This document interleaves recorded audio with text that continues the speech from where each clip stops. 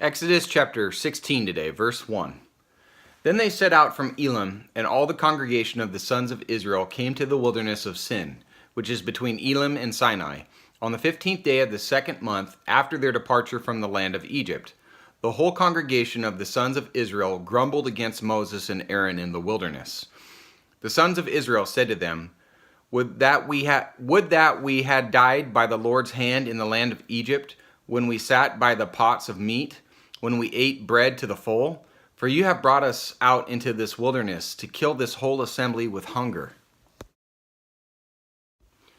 Then the Lord said to Moses, Behold, I will rain bread from heaven for you, and the people shall go out and gather a day's portion every day, that I may test them, whether or not they will walk in my instruction.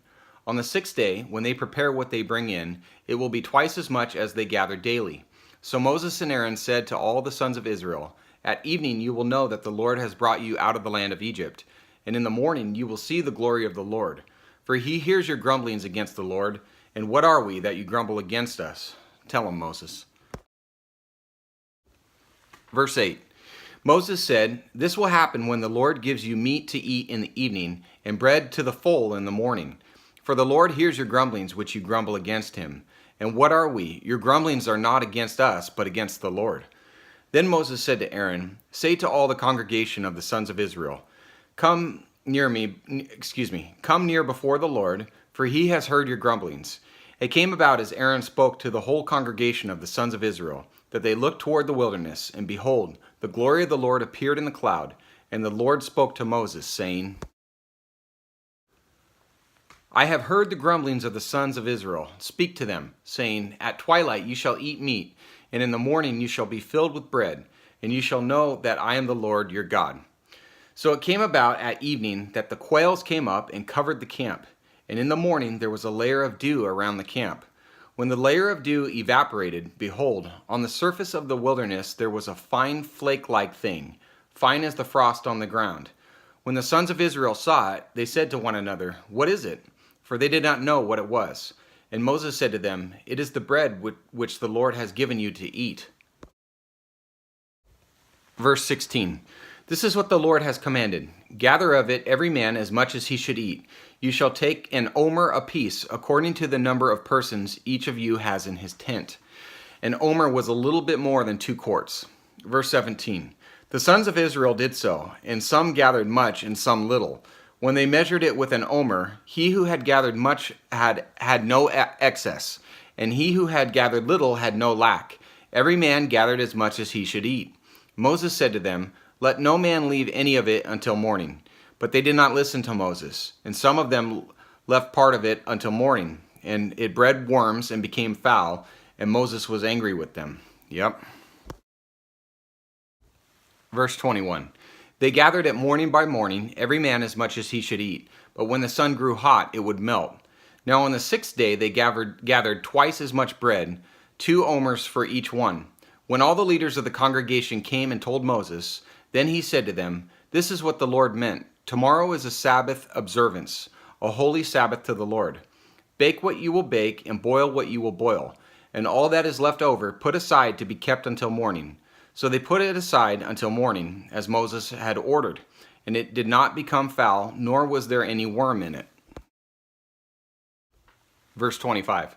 Moses said, Eat it today, for today is a Sabbath to the Lord. Today you will not find it in the field. 6 days you shall gather it, but on the 7th day, the Sabbath, there will be none. This is the Bible's first mention of a Sabbath.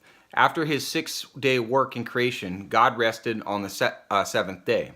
The Hebrew words for seventh and rested are similar.